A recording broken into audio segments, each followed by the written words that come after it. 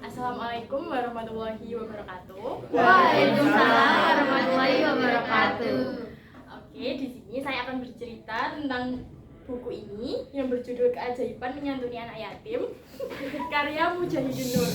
Nah, buku ini itu berisi tentang berbagai kisah dan ajakan yang inspiratif. Di sini saya akan menceritakan salah satu keajaiban yang dialami oleh oleh sebuah keluarga. Jadi ada sepasang suami istri, namanya itu Bu Ani. Sebentar saya letakkan ini. Namanya Bu Ani dan suaminya namanya Pak Adam. Mereka berdua menikah sejak tahun 1990 dan mempunyai kedua anak. Yang pertama itu namanya Bayu, yang kedua itu namanya Lintang. Nah, kehidupan rumah tangga pasca mereka berdua menikah itu biasa-biasa saja. Jadi dibilang kaya juga nggak kaya, dibilang miskin juga nggak miskin gitu ya. Nah, semenjak Bu Ani dan Pak Adam ini suka menyantuni anak-anak yatim, itu kehidupan ekonomi mereka dan karirnya itu menjadi berubah drastis. Yang awalnya biasa-biasa saja itu jadi bisa mencukupi kebutuhannya gitu. Nah, berawal dari suatu hari Bu Ani itu mengadakan pengajian. Nah, pengajiannya itu kan ya tamu-tamu gitu, lalu mengundang guru ngaji. Nah, guru ngajinya itu membawa anak-anak yatim ke rumahnya Bu Ani. Nah, di situ kan kalau seseorang yang mengadakan pengajian dan mengundang anak-anak yatim berarti kan otomatis menyantuni anak-anak tersebut ya. Entah dengan memberikan uang atau dengan memberinya makan. Nah, kemudian pengajian berlangsung. Setelah pengajian selesai, Bu Ani kan sudah menyantuni anak-anak tersebut dengan memberikan uang dan makan. Nah, di dalam perasaan Bu Ani itu seperti kok ada perasaan yang timbul tapi tidak bisa diungkapkan dengan kata-kata. Jadi kayak bahagia tapi lega tapi nggak bisa diungkapkan gitu. Nah, dari situ sejak saat itu Bu Ani langsung wah berarti saya harus rajin-rajin nih membantu dan menyantuni anak-anak yatim tersebut setiap bulannya. Setelah Bu Ani dan Pak Adam melakukan itu, dari hari ke hari itu semua keinginan, impian, cita-cita dari keluarga Bu Ani ini kayak bisa terwujud gitu loh. Jadi kayak apa yang diinginkan itu kayak ada aja. Terus kayak semua sama Allah itu kayak diberikan jalan kemudahan. Jadi kayak jalan tol mulus gitu. Nah, terus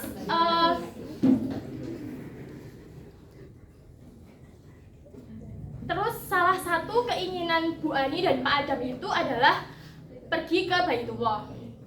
Nah, di situ Bu Ani kan setiap bulannya kan selalu menyantuni anak-anak yatim ya. Di situ Bu Ani itu kayak nggak sengaja nyeletuk tapi bercanda. Terus bilang gini, doain ibu ya, semoga ibu dan bapak bisa pergi ke Baitullah. Nah, maksudnya itu Bu Ani kan tadi kan menyeletuk sambil bercanda. Nah, bercandanya itu bukan nggak serius minta didoakan untuk pergi haji, tapi kayak masa sih aku bisa pergi haji sedangkan uangnya aja belum siap dan belum ada, gitu kan. Nah, tidak ada sesuatu yang akan terwujud apabila Allah tidak menghendaki. Jadi melalui doa tersebut kok ternyata terwujud gitu loh. Akhirnya kan dari situ kan rezekinya kan dilancarkan terus kan. Nah, sampai tiba bulan haji itu kok uangnya itu udah siap, udah ada dan bisa memberangkatkan suami istri ini ke Baitullah gitu. Kemudian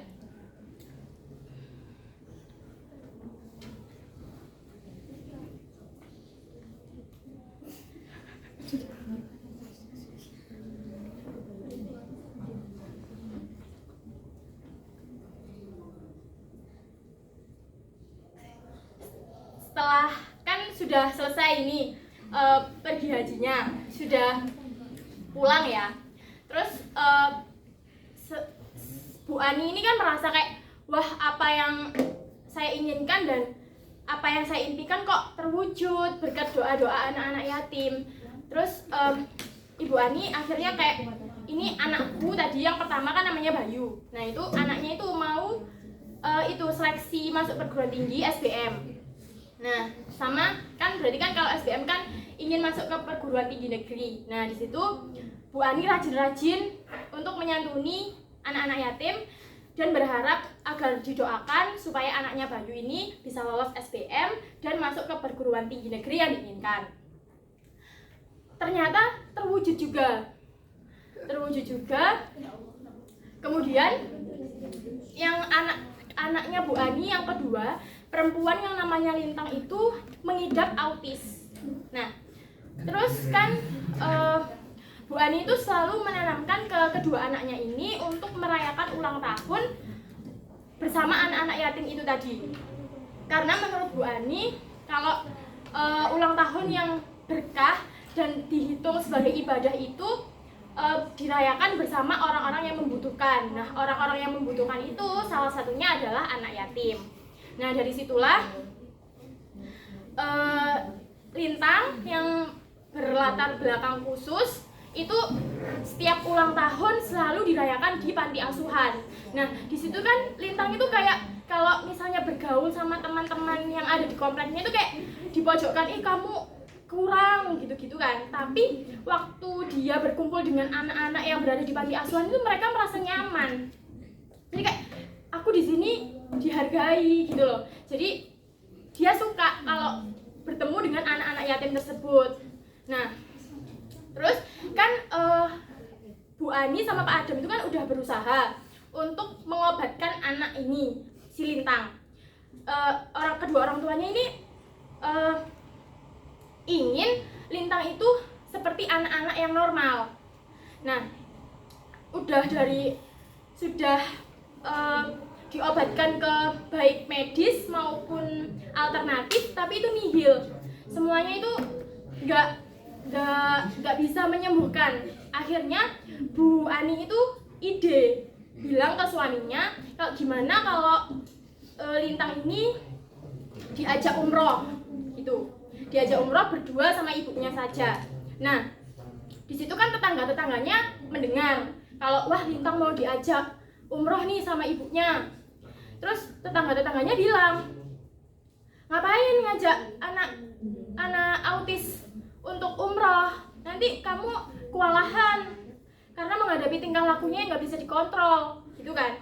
Nah, di situ ibunya langsung, saya percaya, saya membawa anak ini berniat untuk selain melakukan ibadah, saya juga ingin anak ini sembuh.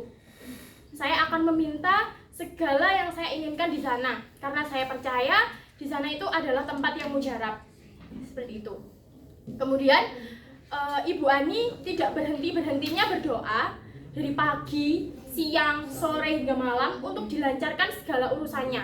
Jadi kayak sebelum keberangkatan, Bu Ani itu tidak ada henti-hentinya untuk berdoa, meminta untuk dilancarkan, meminta untuk dimudahkan ketika di sana.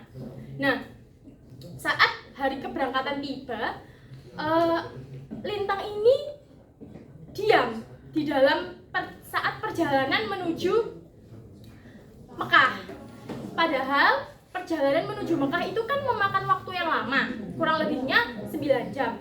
Nah, di situ itu Lintang itu seperti anak yang normal. Jadi ya diam, anteng, tidak seperti kelakuannya dia saat sehari-hari yang tidak bisa dikontrol oleh kedua orang tuanya.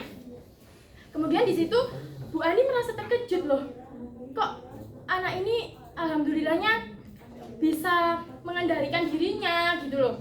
Terus kemudian setelah sampai di sana, Bu Ani kan ya melaksanakan sholat, berdoa. Tapi Lintang ini kayak memperhatikan ibunya, kayak aku juga ingin sholat, tapi kan namanya anak autis ya, jadi kayak ya bisa sholat, cuman tapi kan nggak bener gitu kan. Nah itu memperhatikan ibunya. Lalu setiap untaian doa yang disebutkan yang diharapkan oleh ibunya itu seakan-akan Lintang itu tahu apa yang diharapkan oleh ibunya gitu. Nah, kemudian di sana menjalankan ibadah umroh hingga selesai ya, lalu kembali ke tanah air. Setelah kembali ke tanah air, ibunya, bapaknya, juga kakaknya yang bernama Bayu itu terkejut karena melihat kok Lintang ini kok sudah seperti anak yang normal, walaupun nggak berubah seluruhnya. Jadi sudah membaik, tapi tidak sepenuhnya seperti itu.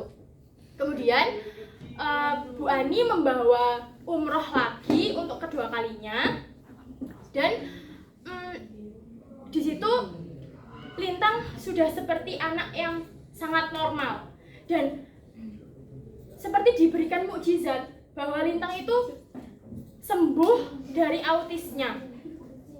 Jadi percaya nggak percaya, memang Allah itu benar-benar memberikan mukjizat melalui ibunya yang sering memberikan, membantu dan menyantuni anak-anak yatim. Jadi di situ Bu Ani kan merasa kayak terdiam dan termenung, membayangkan apa ini ya keajaiban yang diberikan oleh Allah setelah aku sering rajin rutin menyantuni dan membantu anak-anak yatim setiap bulannya. Jadi itulah yang dapat saya ceritakan. Semoga teman-teman bisa menerima dan semoga bermanfaat. Terima kasih. Wassalamualaikum warahmatullahi wabarakatuh.